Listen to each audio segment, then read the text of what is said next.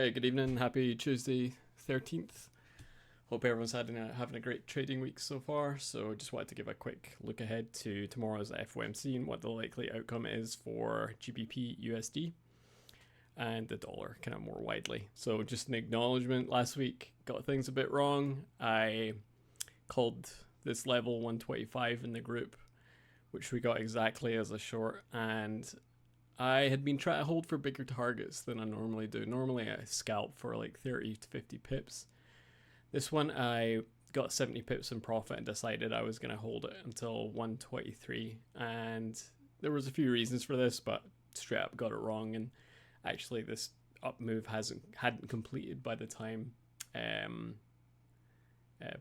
had shorted anyway. So it came up and took me out for only 10 pips profit, unfortunately. This is me trying to kind of find a balance between scalping for 20, 30, 40 pips and just me try to extend it to a bit longer, but clearly I need a little bit of work on my higher time frame view. I do have a pretty good idea though, I think, of what's going to happen for FOMC based on a few factors in the market. And the first kind of major thing to note is this high volume supply that we've just tapped today in the last half an hour. That's about 126.20-ish kind of level. I think it's 126.16 to 25. So I do think the market top is near. Because of FOMC tomorrow, I don't think we've topped out right now. If this was during a London session, like 9 o'clock, I'd say yeah, probably. But I think it might do something like this tomorrow, range a little bit, and then spike up somewhere and take out the last of the supply, and then I think that will probably be the top of the market, and we can head back down for, I think, I'm going to try and hold this for a swing target because, number one, we've got this trend line, and there's obviously liquidity and some daily lows underneath there. The other thing is this dollar gap, which has been around for a week. I think that's, well, I thought it would fill last week. That was the reason why I held my trade from 125 down to 123. But instead, I think it'll fill this week, probably after FOMC on Thursday or Friday. Nice thing about gaps that develop for this long on the dollar index is when it does come time to fill them, it'll fill in one kind of almost straight line kind of move. It'll happen in one day, in one kind of clean sweep with very few pullbacks. If you look back to other gaps that have developed in the dollar, that's just how it goes. And the longer we move away from it, the more dramatic the snapback. So that's what I'd see happening.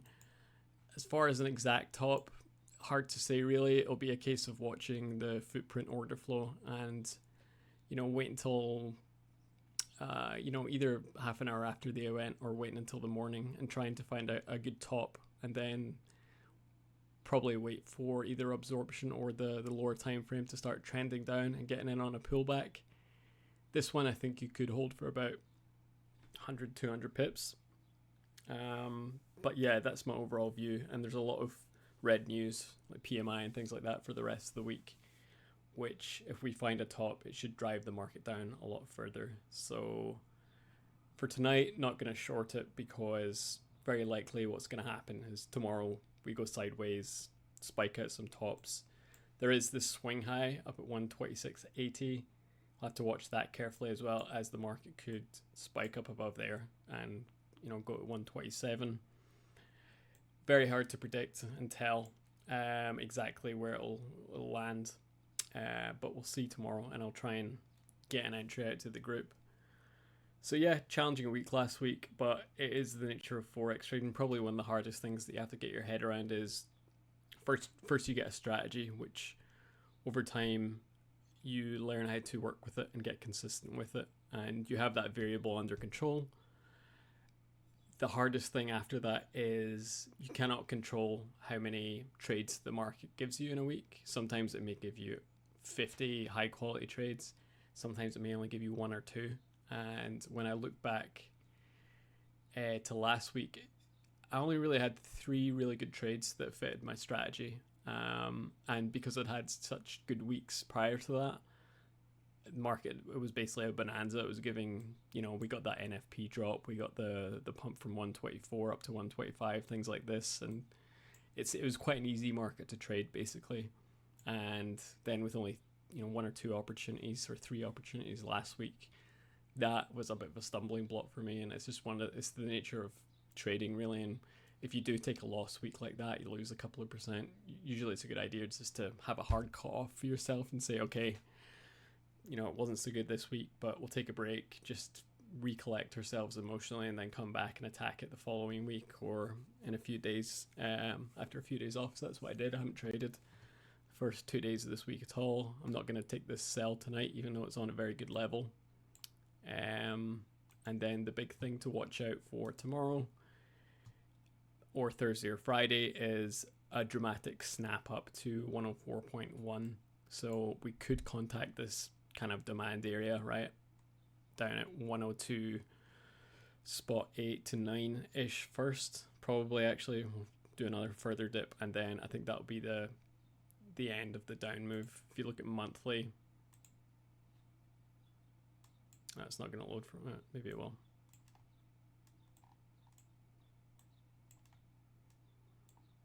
Monthly, we're just kind of up and down between this range.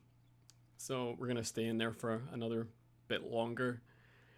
After the gap, we'll just see, after the gap fill, we'll just see where we're at, and then make a call after that, see where the market's going next. But that's what I would say around, you know, this kind of area, mid 1.26's down to whenever the gap fills, which should be below here somewhere in the 1.23's, maybe as low as 1.23 on the nose, but I probably won't hold it that long. I'll probably go for 200 pips on this one. So see ya.